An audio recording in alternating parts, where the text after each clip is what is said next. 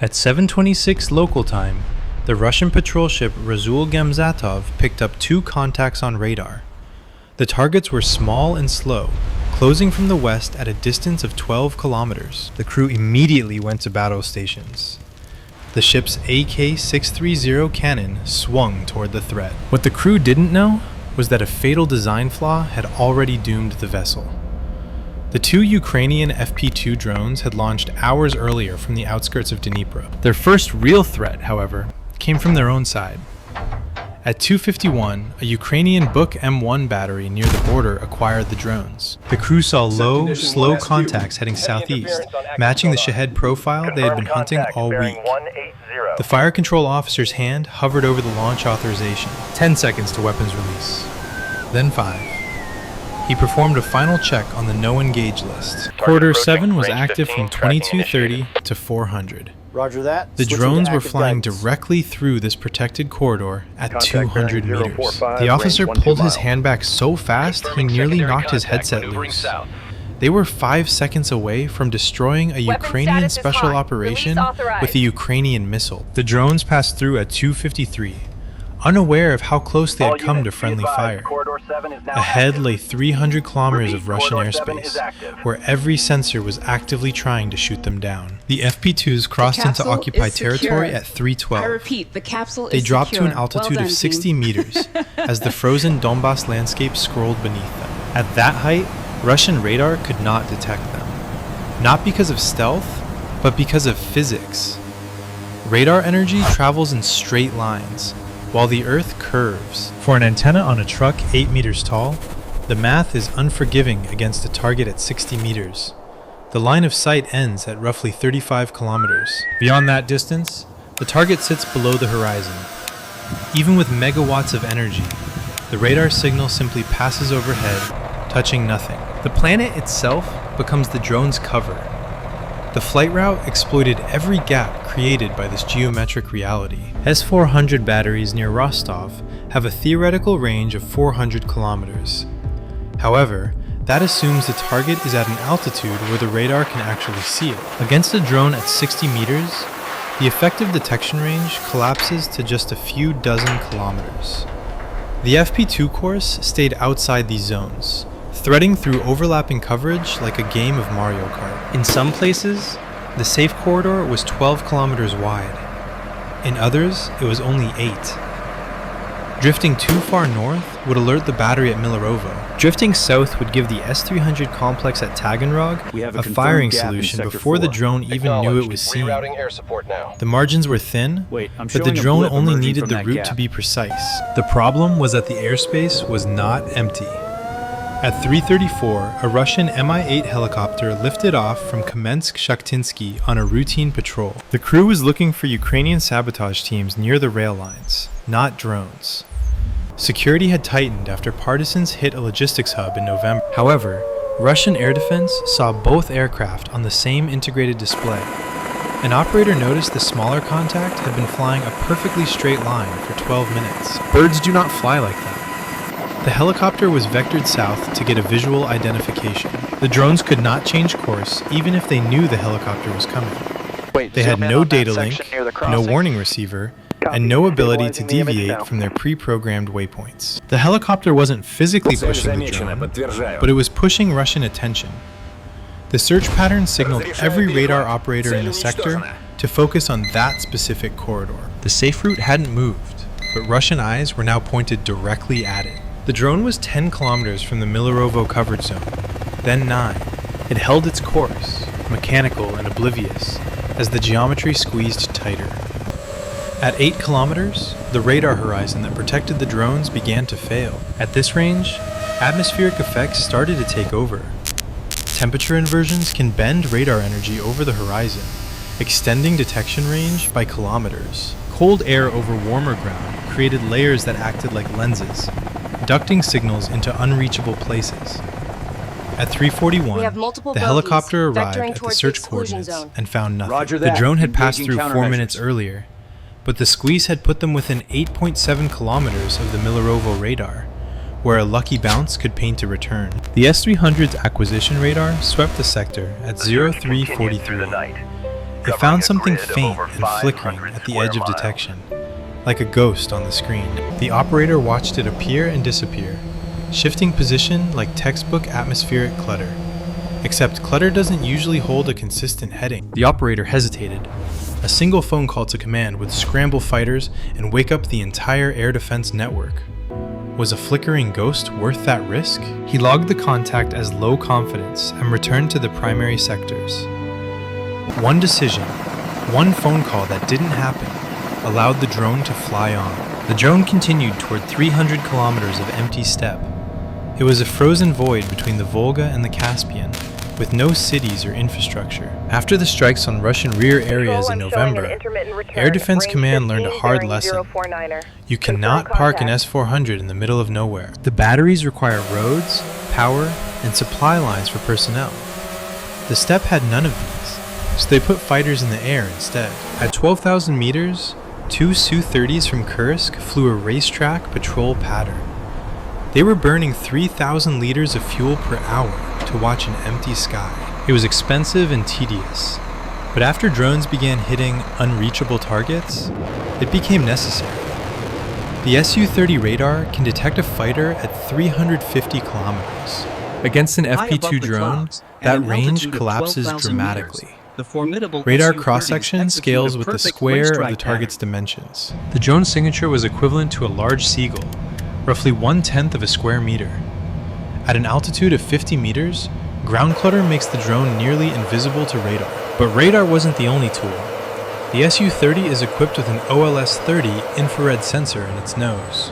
This is a passive system that watches for heat signatures that shouldn't exist. Unlike radar, it doesn't wait for a bounce. It looks for the heat of an engine. The FP2's engine was venting exhaust at 600 degrees Celsius into air that was minus 15. That thermal contrast against the frozen steppe was impossible to hide. The infrared return was as obvious as a neon sign in a dark alley. The only question was whether the sensor was pointed in the right direction. At that moment, it wasn't. The OLS-30 scans ahead and down, but it cannot see behind the aircraft. The FP2 was 40 kilometers behind the fighters and 12,000 meters below them. It was squarely in the blind spot that exists behind any forward-looking system. The target was on the floor, while the seeker was watching the ceiling. However, the racetrack pattern would eventually bring the fighters around. In 18 minutes, the jets would reverse course. When they did, their sensors would sweep directly across the drone's transit corridor. The math was simple. Clear the zone before they turn, or light up their displays like a festival. The FP2s cruised at 160 kilometers per hour, but the Russian jets were far faster. At 5:29, the fighters completed their leg and banked into a turn. As they rolled out heading southeast, the geometry flipped. They were now closing on the drone at a combined speed of 800 kilometers per hour. Infrared sensors were now scanning exactly where the drones were traveling. They were 4 minutes from detection and 2 minutes from a visual kill. The R-73 missiles under their wings are highly effective at locking onto heat sources against cold backgrounds. The drones flew on, unaware that the threat had reversed. At 5:33, the lead pilot's radar flagged an anomaly. Bearing 320, range 28 kilometers. A weak return, but moving with a consistent rate. It wasn't a vehicle or a sensor ghost. It was something airborne.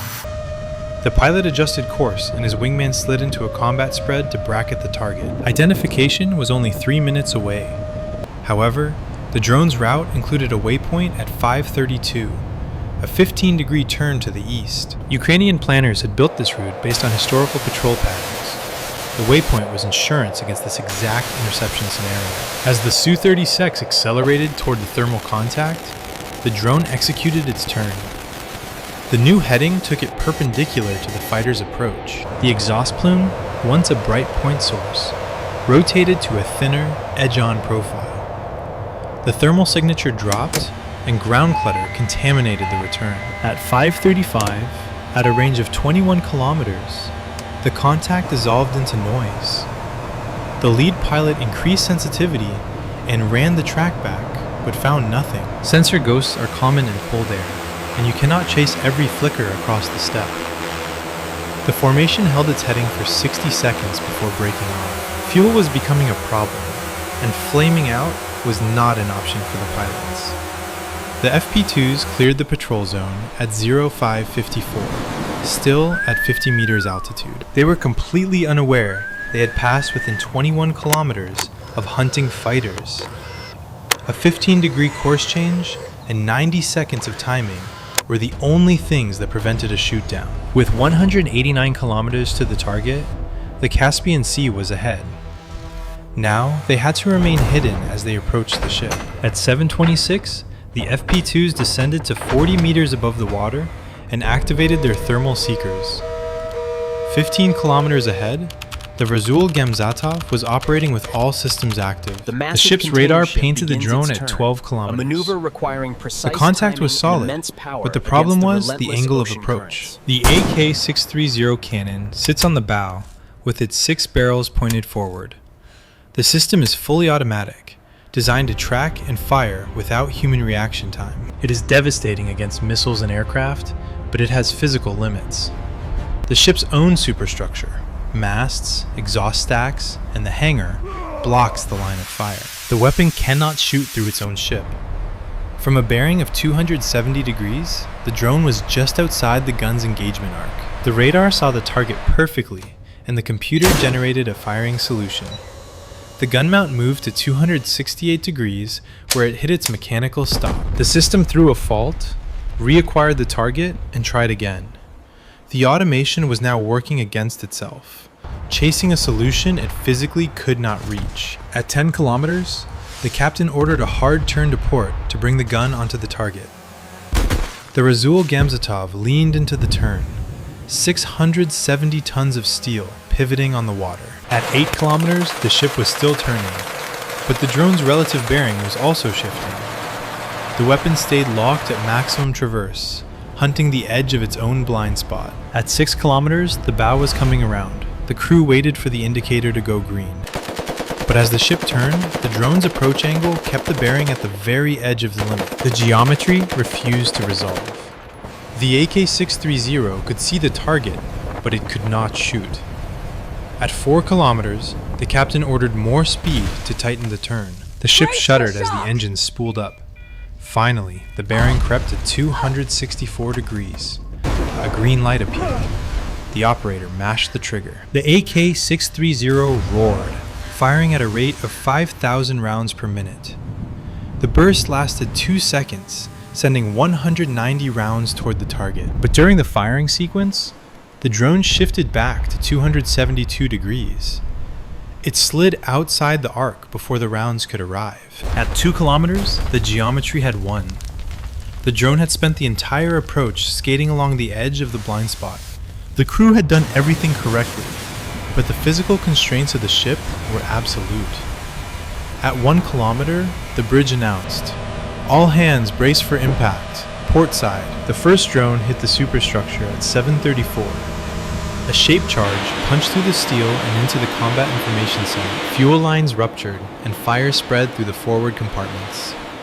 90 seconds later, the second FP2 struck the stern. The ship began to list, its tracers reaching into the empty dark. The most tragic part was that this was entirely preventable. The design flaw was not in the radar or the weapons, but in the decision to mount only one gun. Most patrol ships carry 2, one forward and one aft, to ensure 360-degree coverage. The Project 22460 class was built for peacetime Coast Guard work. A decision made years ago in St. Petersburg determined that one gun was enough to save money. That 15-degree blind spot turned a modern patrol ship into the Caspian Sea's latest artificial reef. Bye for now.